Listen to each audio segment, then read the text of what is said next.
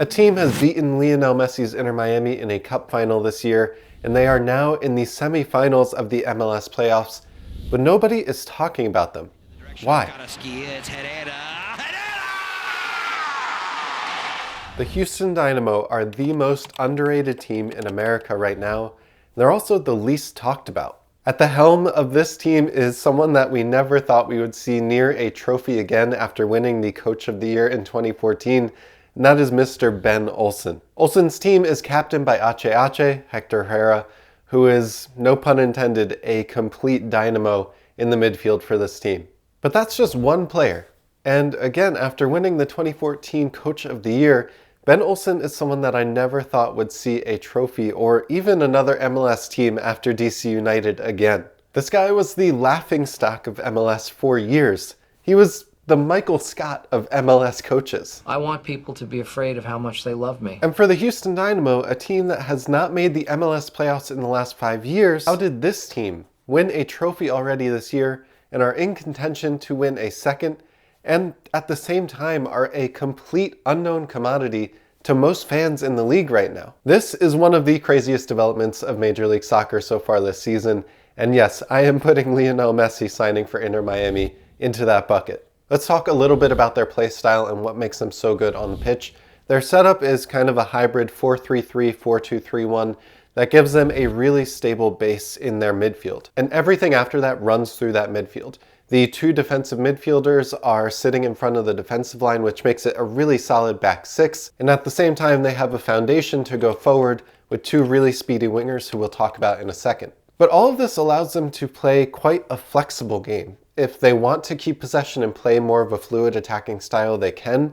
But I think where they're really strong is in their aggression and their ability to grind out results through their defense. On the surface, this is a very balanced team from back to front.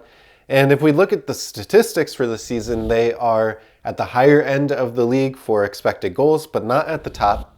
And for expected goals against, the same. They're towards the top of the league, but not at the top. There's one category, though, that this team is at the top of for Major League Soccer, and that is in team aggression. They had the most amount of yellow cards in Major League Soccer and the third most red cards in MLS this season. If we zoom out at a 30,000 foot level, the Houston Dynamo are a very good team that have confidence that they can win in any match. When their opponents want to play a pretty style of soccer against them, they will likely hate to play against the Houston Dynamo. If you've ever played the sport, or any sport for that matter, you know that there's some psychology to the fact that even if you're a better team when you step on the pitch, once that first tackle comes in and it is a crunching tackle, you just think to yourself that this is going to be a complete slog of a game. When I'm coaching my own teams, I'm constantly telling them on defense, nothing easy, essentially telling them to get stuck into every tackle, and if they are going to get beat on the dribble or the pass, to make it extremely difficult physically for their opponent to do that. I feel like Houston is the embodiment of that philosophy in Major League Soccer this season. While Houston wants to and can play a fluid attacking style of soccer,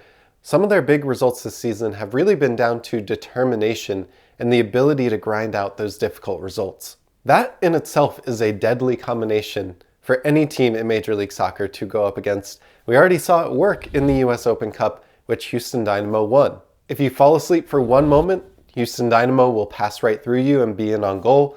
And if you are paying attention, you've probably been punched in the mouth. Another sign that this is not just a skill gap thing for Houston. They use the third least amount of players in Major League Soccer this season, and for context, Toronto FC used 39 players. So what I think that means for Houston is that all of these players have played a lot with each other, and they have genuine team chemistry, knowing exactly what runs each other's going to make, knowing when to fill into those gaps in those positions, and that really does make a difference whether you see it on paper or not. Now, I mentioned Hector Herrera, and yes, he is only one player, but there's one stat that tells me that he is so important to this team.